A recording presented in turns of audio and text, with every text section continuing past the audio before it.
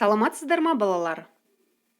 Өздеріңізге белгілі, біз табиғат туралы үлкен бөлімді бастадық, және осы туралы сабақтарды өтіп жатырмыз.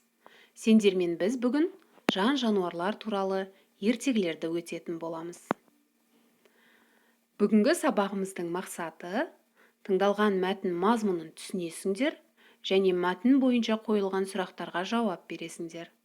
Сондай-ақ антонимдердің не екенін қайталайсыңдар, оларды көркемдік ерекшеліктеріне сай өздерін құрастыратын ертегілеріңде қолданасыңдар.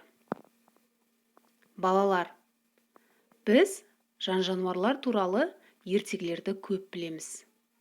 Әсіресе жыл басына тайласқан хайуанаттар, немесе қасқыр мен түлкі, жеті лақ сынды ертегілерді бала кезімізден біліп өстік.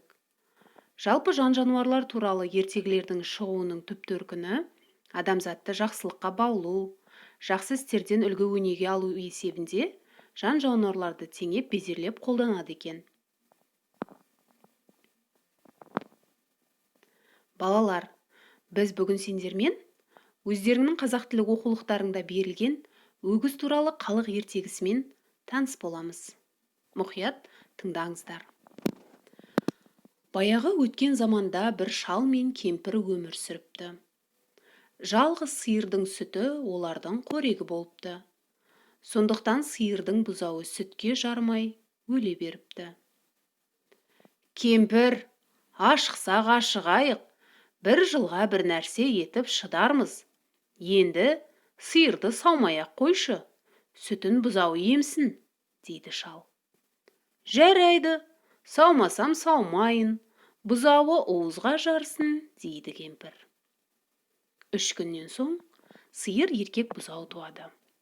Бұған қуанған олар қанша тарықса да, ашықса да сиырды саумай, барлық сүтін бұзауға береді.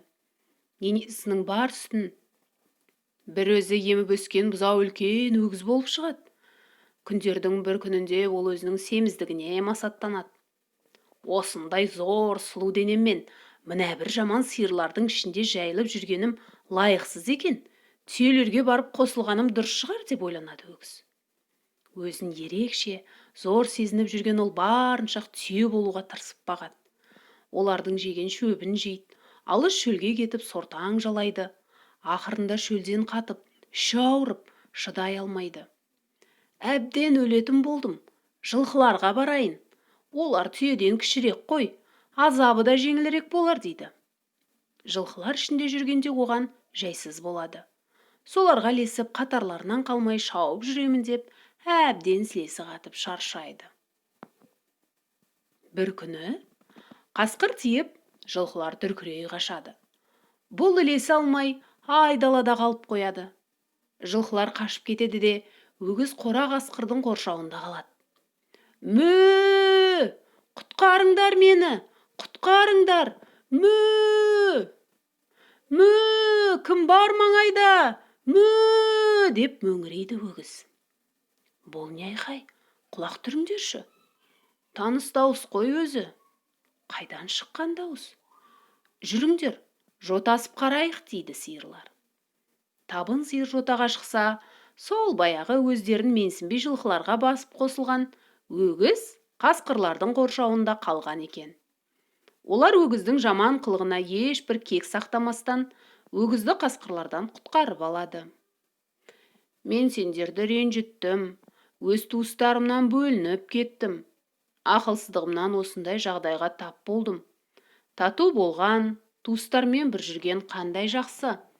Бөлінгенді бөрі жейді деген осы екен. Кешіріңдер мені. Мө! Деп кешірім сұрапты өгіз. Балалар, ертегіні түсініп, өзіміз қайта оқып шығайық. Және де берілген сұрақтарға жауап берейік. Өгіз неге өзін туыстарынан артықпын деп санады? Екінші, өгіздің түйелерге де, жылқыларға да қосыла алмауының себебі неде? Үшінші, бөлінгенді бөрі жейді дегенді қалай түсінесіңдер? Осы оқиға адамдарға сабақ бола ала ма? Бұл кітаптарының 42-ші бетіндегі бірінші тапсырма. Балалар, антоним дегеніміз бір-біріне мағыналық жағынан қарама-қарсы сөздерді айтады екенбіз. Яғни, қараңғы бар жерде жарық болады, е? Сол сияқты барлық кейбір сөздердің қарама-қарсы мағынасы болады. Мәселен, адал деген сөздің қарама-қарсы мағынасы арам, дос, дұшпан, батыл, қорқақ. Осыған сәйкес екінші тапсырманы орындаңыздар. Берілген сөздердің антонимдік қатарын жазып, осы сөздерді пайдаланып, жануарлар туралы ертегі құрастырыңдар. Ақылды, айлакер, қорқақ, сақ, қырағы және төзімді.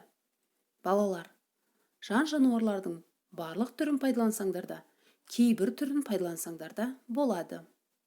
Мәселен, бұл жерде айлакер деген сөздің антонимін таба отырып, оның түлкі бейнесіндегі түлкінің айлакерлігін қолданып, керемет ертегі жазады деген сенімдемін. Сабақ аяқталды, сау болыңыздар. Тапсырманы маған орындап жіберуді ұмытпаңыздар.